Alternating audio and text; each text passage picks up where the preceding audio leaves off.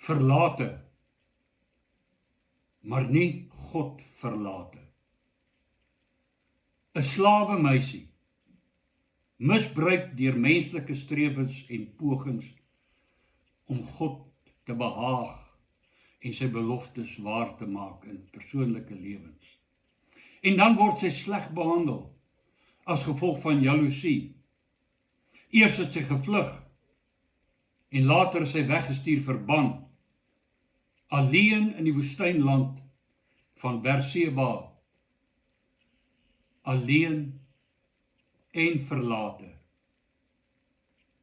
Maar God dank nie God verlate. In beide haar woestynervarings is God daar, sien hy haar raak en hoor hy. Tydens haar vlug, weg van die slegte behandeling wat Hagar by haar meesteres Sara ontvang het, in Genesis 16 ontdek sy dat ten spyte van haar lae status, haar slawerny en die feit dat sy misbruik is en sleg behandel is, sien God haar raak en haar kind raak. En dan, daar by 'n fontein in die woestyn ontdek sy, God sien haar raak, stel intens in haar belang, wil haar lewe lei en rig. En sy gee God 'n naam. U is 'n God wat sien. Want sy sê, hier het ek ook gesien na hom wat my sien. Sy sê, hy het my raak gesien hier in die woestyn. In Genesis 21, toe sy verban is, ontdek sy, hy sien nie net nie, hy hoor ook. Die 17de vers. Ek moet sê, alles wat op haar na seën betrekking is 'n storie vir 'n ander dag. Maar vir vandag is verlate, maar nie Gods verlate, die tema. En as jy wil, kan jy die tema maak. God sien jou, God sien my, weet van ons, stel in ons belang. Ek wonder baie maal, verstaan ons regtig? Wat beteken die woorde wat die engel aangaande Jesus aan Josef, die verloofde van Maria, wat die moeder van Jesus is, as hy vir Josef sê in Matteus 1:23, en hulle sal hom, dit is vir Jesus, Immanuel noem. Dit is as dit vertaal word. Interessant, 'n naam Immanuel, en hy's vertaalbaar sodat jy hom kan verstaan. God met ons is die vertaling. Let wel, hulle sal hom noem vir Jesus, God. God met ons. God met ons moet sekerlik beteken dat hy ons sien. Sy by ons is, sien hy ons. Hoor hy ons.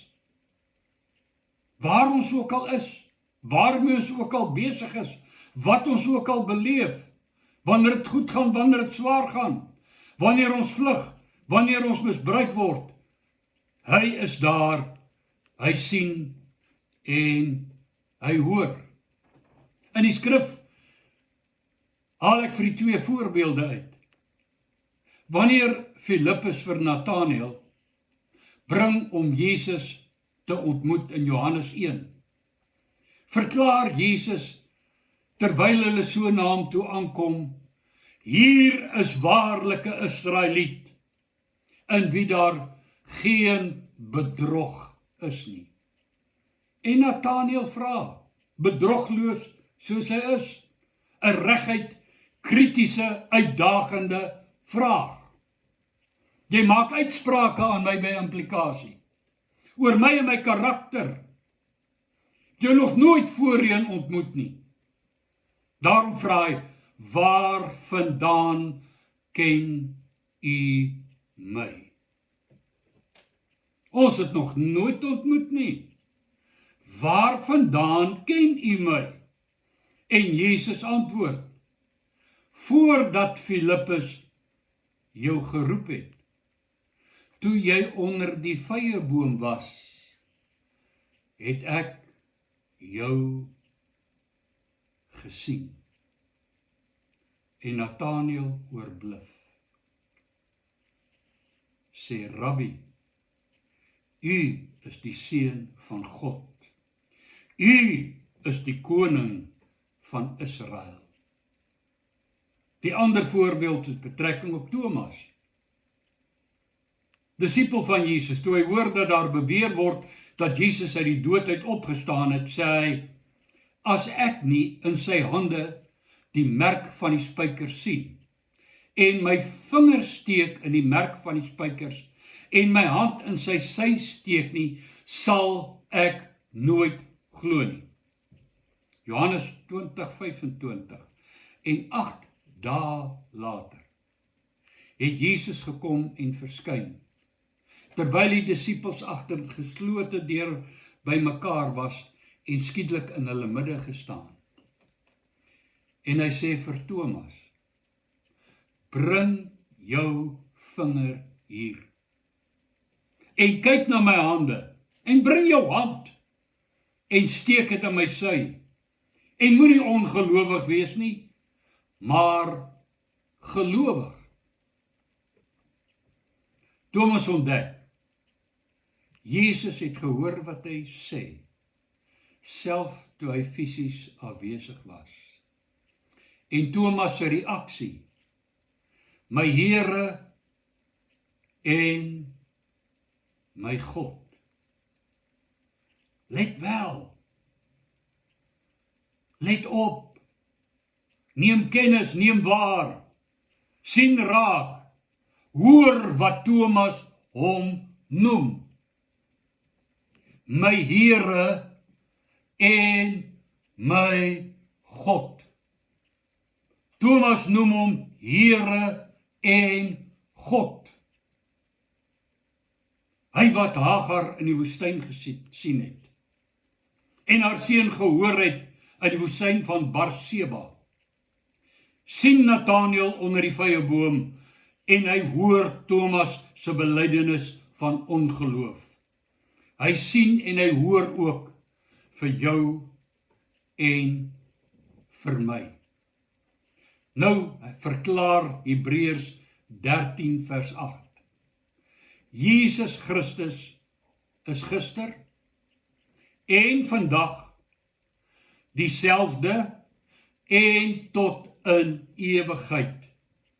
Hy sien en hy hoor steeds. Hy het nie weggetrek, weggeraak, pad gegee, verdwyn.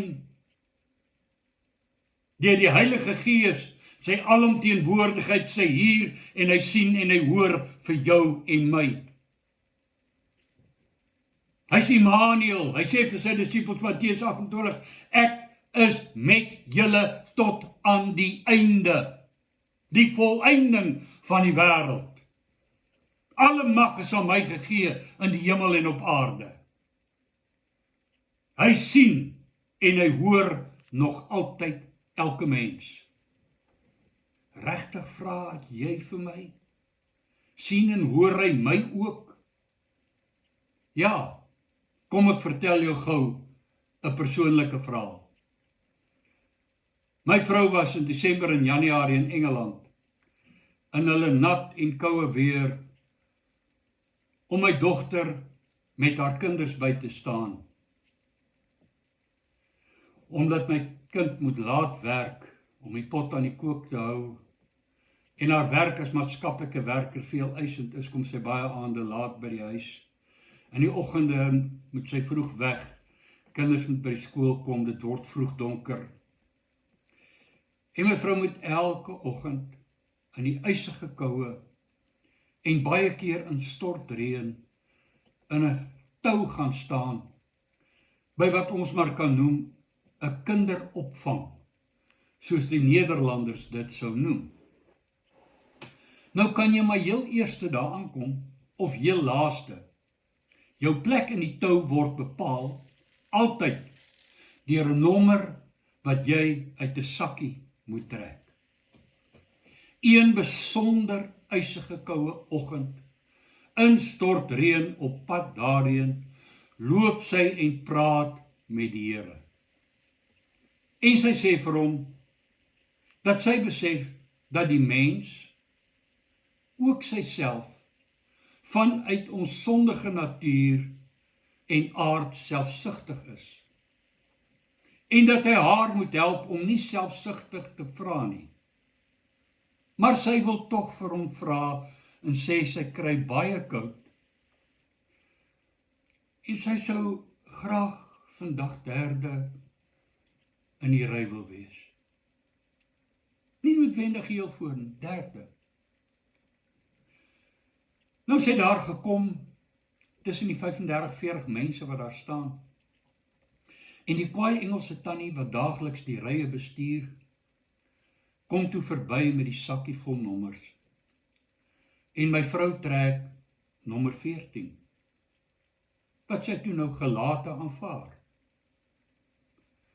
Die kwaai tannie is toe voort om die oorblywendes van die groep wat nog nie getrek het nie, van die sowat 35-40 mense nommers te laat trek. En my vrou staan en wag en skielik sien sy, merk sy op dat die vrou so tussen die mense skielik gaan staan het en begin het om in die sakkie te krap. Toe sy klaar gekrap het, toe draai die vrou om en sy kom teruggestap na my vrou en sê vir haar, sy met die nommer wat sy getrek het, teruggooi in die sakkie. Wat my vrou toe doen. En die vrou stop toe, 'n stukkie papier met 'n nommer op in haar hand en draai om en stap weg. En toe my vrou na die nommer kyk, toe is dit nommer 3. Die vrou is weg om die ander mense hulle nommers te laat trek. Nou, dis 'n vrou wat baie kwaai is. En ek sê vir my vrou, as jy nommer 3 getrek het, kon jy en mense gedink het, dis toevallig, per ongeluk, of per geluk, maar omdat jy 14 getrek het, en die stormram generaal tannie skietlik kom, om van al die nommers in die sak vir jou nommer 3 te gee, dat sy omdraai en kom en nommer 3 in jou hand kom stop, beteken dat God op een of ander manier in haar hart gepraat het, om vir jou hard en duidelik te sê, ek het jou sien koud kry, ek het jou hoor vra, ek is Immanuel, God met jou. Die volgende dag het sy nommer 23 getrek, en so die ander dae allerhande nommers, en sy het dit so aanvaar. Maar daai besonder koue oggend, toe sy so koud kry, en vir die Here vra, kan ek nie nommer 3 wees nie? Bonatuurlik stop daai vrou nommer 3 in haar hand. God sê vir haar, hy wys vir haar, ek hoor jou, ek sien jou, ek is by jou. Dalk dink jy, hy sien en hy hoor my nie. Daar kan 'n probleem wees, dat hy jou wel sien en hoor, maar dat daar 'n skeidsmuur is, wat maak dat hy jou ignoreer.